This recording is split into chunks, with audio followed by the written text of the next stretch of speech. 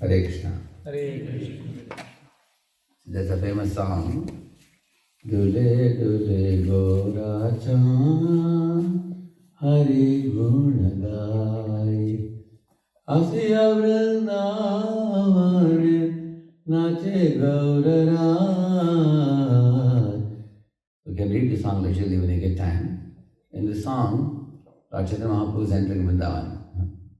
At the time, how the peacocks are dancing and welcoming him, how the cuckoos are going and welcoming. There are two parrots, Shuka and Shari.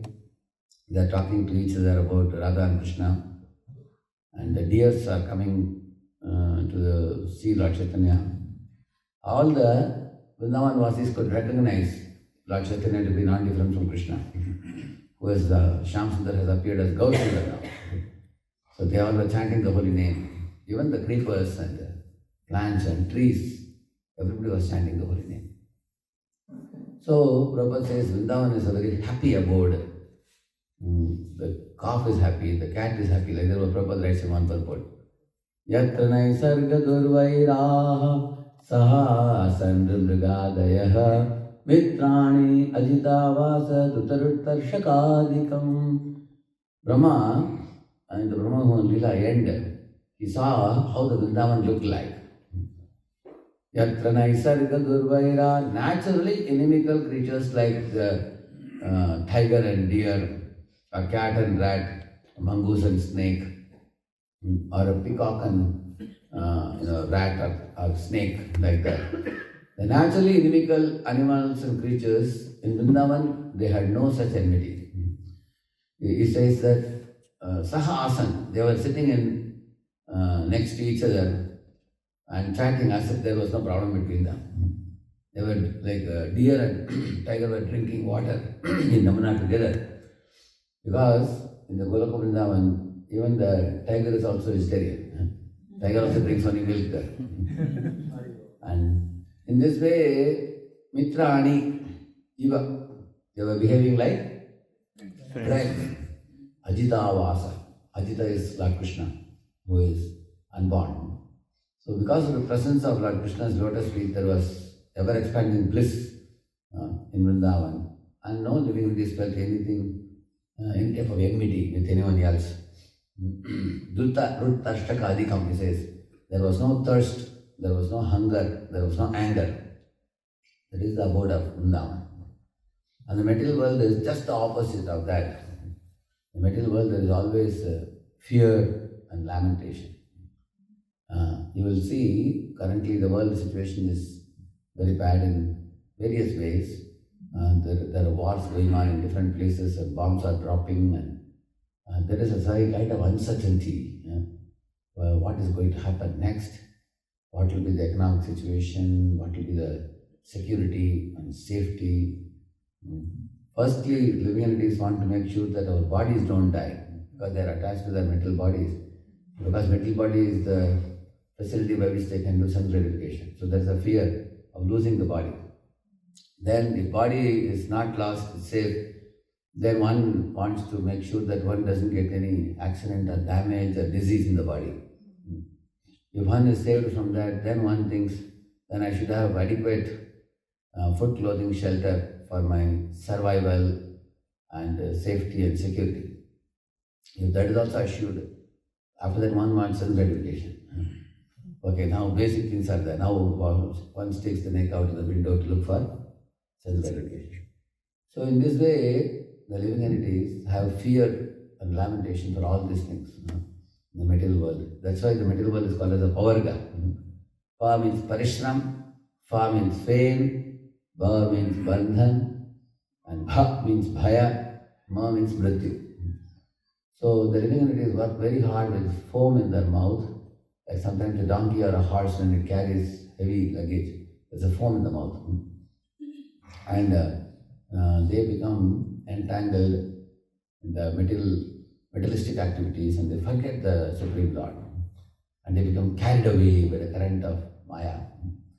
And therefore there is always fear in the material existence. And anyone who is fortunate to take shelter of Krishna's lotus feet very firmly, they can rise above this fear.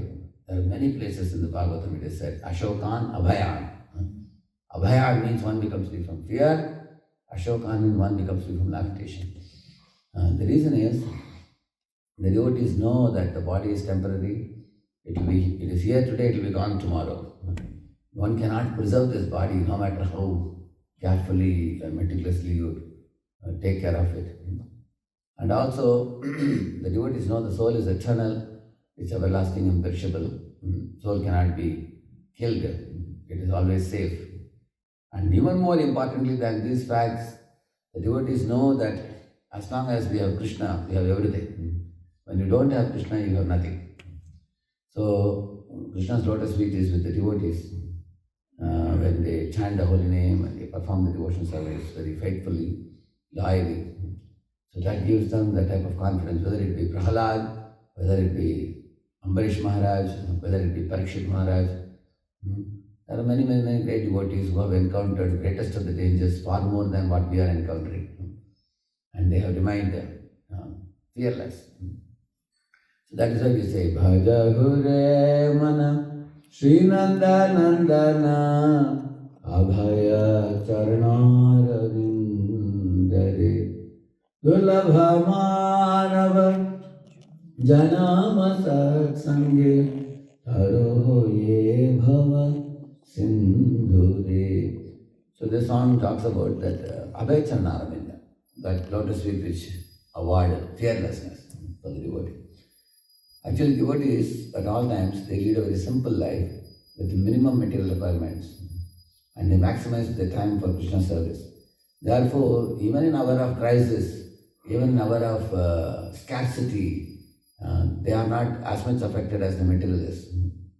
Materialists who are greedy for self-gratification, their self-gratification program is finished when there is great amount of scarcity and war and pestilence and fight and everything like that. Because they have no other goal other than self-gratification. Asha pasha satayir baddha kama krodha parayanaha ihante kama bhogatma manyayena artha sanchayana. Krishna is talking about a materialistic mindset. They make kamopa bhoga parama yetavat iti nishchitaha. For them, self-gratification is the ultimate goal of life. When that is taken away, they are shattered. For devotees, Krishna service is the ultimate goal of life, and for performing Krishna service, you don't need much. If you have a lot, you can use it in Krishna service. If you have nothing, you can just take the bead bag and chant. Devotees can be satisfied. That is why there's a famous verse which says, Samashritaye padapallava plavam mahatpadam punya yasho murare bhavam budir vatsa padam param padam padam padam yat vipadam natesham. The devotee should not remain in this material world, which is a place of danger at every step. Rather, the devotee should chant the holy name and hear the holy fame, purify the heart and go back to Vaikuntha, where there is no such danger of, the greatest danger is not the death or the disease or the fear of, economic security and things like that. The greatest danger is to forget Krishna. In this world, one is subject to forgetfulness because of Maya's allurements and temptations. One is put to forgetfulness because of too much chase after material security and insecurity and inadequacy. But in the spiritual world, one is free from all cares and anxieties because Krishna says, Yoga Kshemam. So in that carefree situation, one just engages in Krishna service blissfully, peacefully, every day, all day, at all times. So, the chanting of the holy name, even animals in the forest of Vrindavan are doing. What to speak of humans? Humans are most evolved in the consciousness level. There is a Avrit Chetana, Sankuch Chetana, Mukul Chetana. Human beings are Vikasit Chetana. We have a evolved consciousness and we can easily pick up the understanding of this philosophy, what we are talking, and chant the holy names and attract the attention of the Lord. And pray to the Lord that world situation is very deadly and dangerous. It's going in very wrong direction. They say 2025 to 2029. These 4 years are not good, even according to the planetary positions.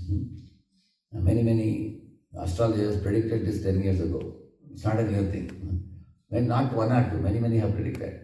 Exactly, they said 2025 is the beginning of problem. And it's already happening now. So, And between these 4 years, there's going to be some scarcity, there's going to be some challenges. As devotees, we should do our best to do whatever we can. At the same time, hold on to Krishna's lotus feet firmly by practice of devotion service and be very focused in devotion service. Whatever has to come will come in this world, but bhakti cannot stop for anything. Bhakti has to go on. Those who ignore bhakti in the name of setting right the situation, they will have to be born again. And those who hold on to bhakti very firmly, even in the hour of crisis, like what Gajendra did, they will go back to God and never to come again. Taktva deham punarjanmaniti Harnam Prabhu ki Jai, Namacharya Haridas Thakur ki Jai, Srila Prabhupada ki Jai.